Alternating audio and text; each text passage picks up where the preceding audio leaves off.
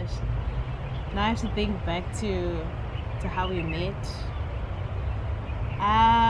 It was 3 years ago now. It's been a while.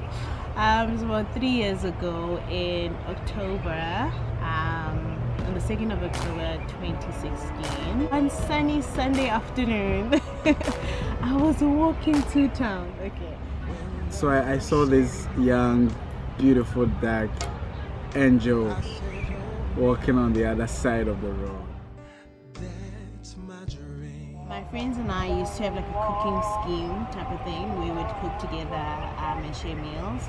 So it was one of my friends' turn, but they needed some ingredients. So I went to town, to the student center, just to grab 1 or 2 things that we needed for the meal. And I hadn't gone to church then. I haven't been going to church for a while actually. I had closed from a church service, and that I was going to escort some of my church members. So on the way, I saw this young, beautiful, dark angel walking on the other side of the road. In fact, the first thing that struck me was not her beauty. I just wanted to win her to come to my church. So I walked to her on the other side of the road, trying to start a conversation with her. But she was so busy, she wasn't paying attention. So I got some of my other church members who were South African, because I asked her if she was a South African, and she said yes, but why? So I got some of the guys to come around and speak to her. I didn't even say hi, how are you? Like, he was just like, hi, are you South African? I was just like, how is that even relevant? So then I was just like, yes I am, and I carried on walking, but this guy followed me, guys. It was, I don't know if I should have been married. Hey, that might be stalker tendencies, creepy.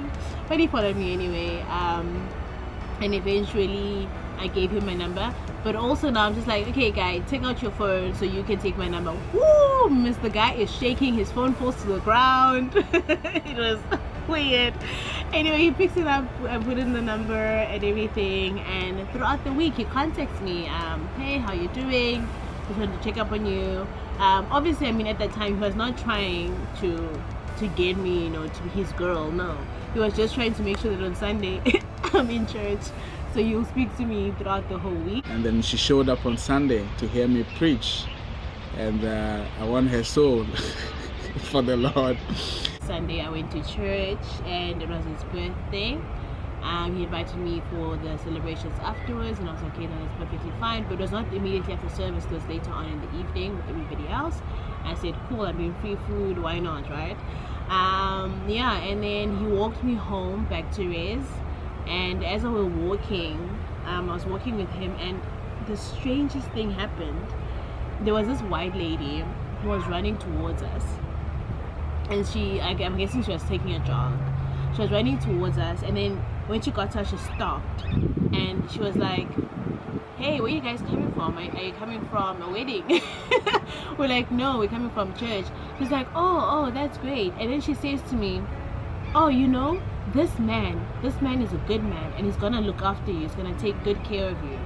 And I'm just like, because I mean, I'm not thinking of this man as my husband at this point.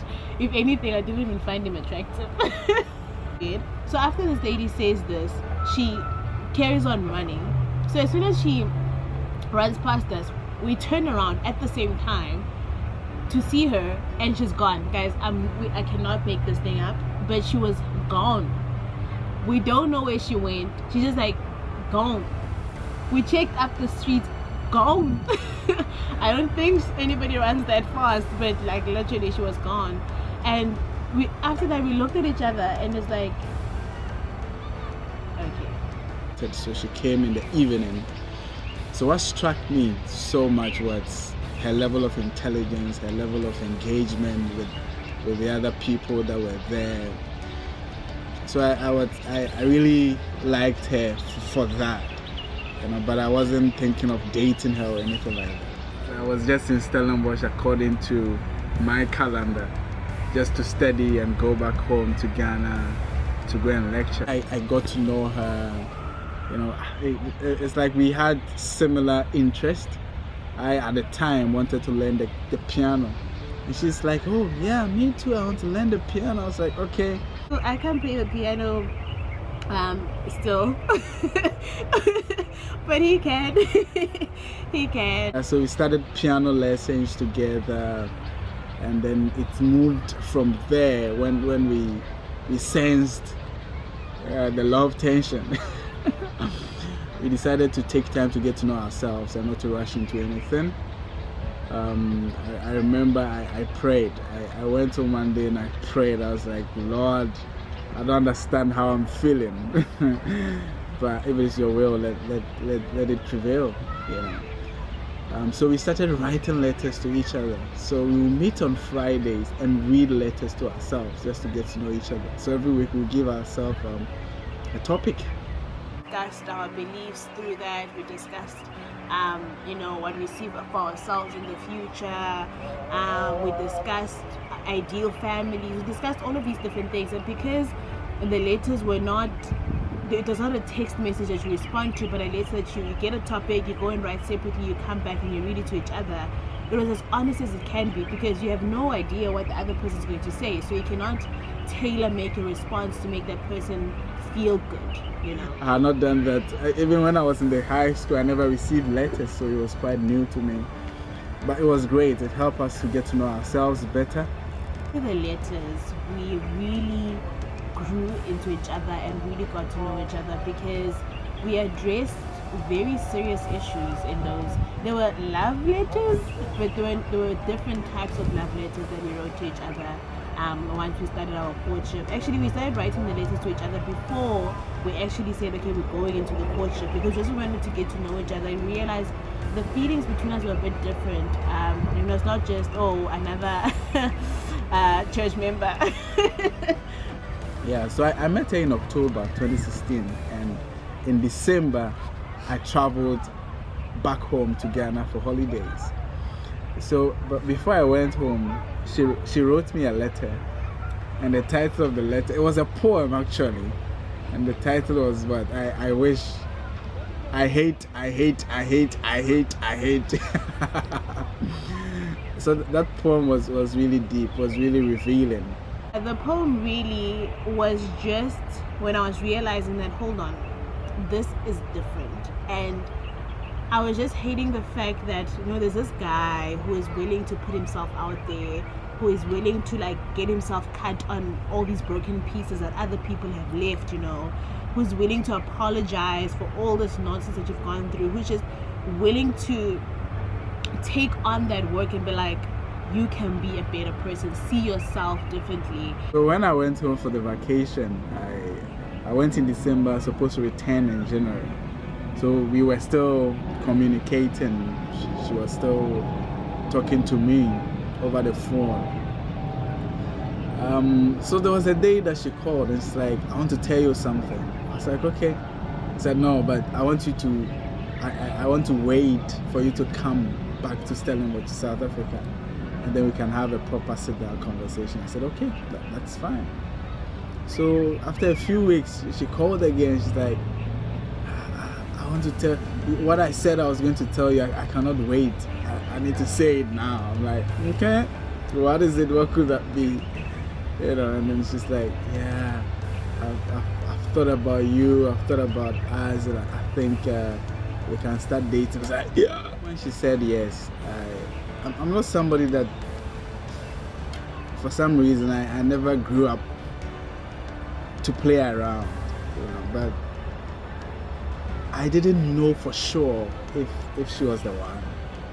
So I used to pray about it. It was just different, and how in some relationships it was like pulling you away from God. He was pushing me towards God and building that relationship, and he was like, listen, you need to know God for yourself. And that for me, I was just like, yes. Before I met her, I had not dated a lot, so I didn't have a lot of experience in that regard.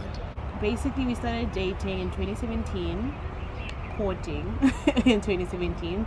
It was a struggle for me, actually, a little bit, because I was just like, this guy won't touch me. This guy, like, literally, he wouldn't hug me, he wouldn't attempt to kiss me, he literally wouldn't do anything. And I was just like, what is this? What kind of man is this? What kind of man, will look at a woman, you can see that they attract to this woman, but will not touch them, will not kiss them, will not say funny things. And I was just like, this is so different, this is weird, and I kind of need to get used to this. And I eventually got used to it, and I realized, because actually he would hug other girls, but he wouldn't hug me. And then I realized that, after some time, obviously, I asked him, I was like, why won't you hug me? She was like, no, listen, I'm waiting until I get married, and I feel a certain way about you, and now that we are courting and whatnot, I don't want to put us in any position of temptation and whatnot, so I don't want to hug you and feel you, and then I want to do things. So I'd rather just not. And I was just like, okay, this is very different. Through that, we really got to know each other and become real friends, and that now that we are married, that friendship has grown even more and deeper now. We never really ran out of things to do, because we had to find so many things to do before, that we have so many hobbies and so many different stuff that we can do together. It's just amazing. But she really showed me love. She made me feel loved. That's one thing that made me convince myself that she could be the one. She's a lovely person. She made me feel the way I had not felt before. And she was so truthful. She was like a plain book. And I like that. I really like that about her. And she's somebody I felt I could trust. And I could share my secrets with. That she's somebody I could travel the road of life with. And so that's something that really made me want to spend the rest of my life with. Ever since I met Said 3 years ago, my life has taken a turn for the better. I have grown a lot in my spiritual life. I've become the best version of myself, and that is how I knew he was the one. I knew that this is the person I should be getting married to, because as soon as you're in a space where you have no other choice but to be a better person and a better version of yourself, then you know that you're in the right place. You know that you're with the right person. In the course of our relationship, we had a whole lot of challenges. The whole challenges of marrying a Ghanaian, marrying a South African. The cultures are so different, totally different. And then this whole thing of, yes, you need to marry somebody from home. You need to settle down at home. So if you marry a foreigner, what happens to your kids? Where do you settle down? So all those thoughts, and then some challenges from, so many advices from people. But I felt like I was always at peace when I was with her. And that's one thing that kept me going. That kept me going. That made me feel like this is the one. This is the one. In terms of temperaments, we don't have the same temperament. She's like my opposite, but complements me. My boss says that we are like two lines. I'm here and she's here, perpendicular lines, but we come together to form a perfect perfect 90 degrees. And so I really am always happy with her. She brings the best out of me. That's what I can say. She brings the best out of me. And the purpose of going to South Africa was not to find a wife. So I couldn't believe it was all unfolding before me. And when I saw her walk down the aisle, it was magical. It was amazing. It was by far one of the happiest days in my life. So we went to Ghana for Christmas to visit the family. and we went to a park in Ghana. I proposed to her in the park. She wasn't expecting it at all. She felt I was going to propose at some point that particular day, and she was tearing up. She was crying. I was like, oh man. Yeah, that was great. That was really lovely. It was a beautiful Christmas gift, really, because I wasn't expecting it at that time. I thought he would have done it like earlier at the times, because there were hints. Because he can be so romantic at times and do stuff, and you think, okay, today's the day, and then nothing. But yeah, but it was really beautiful. That was really lovely. Yeah, I can't forget that, and I can't forget the wedding day. Those were two momentous occasions in our life. For the day I walked down the aisle, it was a beautiful day for me. It was just like a full circle, because everything else that hurt, that was not great, was over now. It didn't matter anymore, because now you're starting your life together with this person who just looks at you and thinks you're just amazing, and they just want to cultivate your amazingness and just let your light shine. What I want to say to her is that, Amanda, I really love you. My dog, giddy. I can sleep feel you, Amanda. I can sleep feel you. I love you so much. And yeah, to many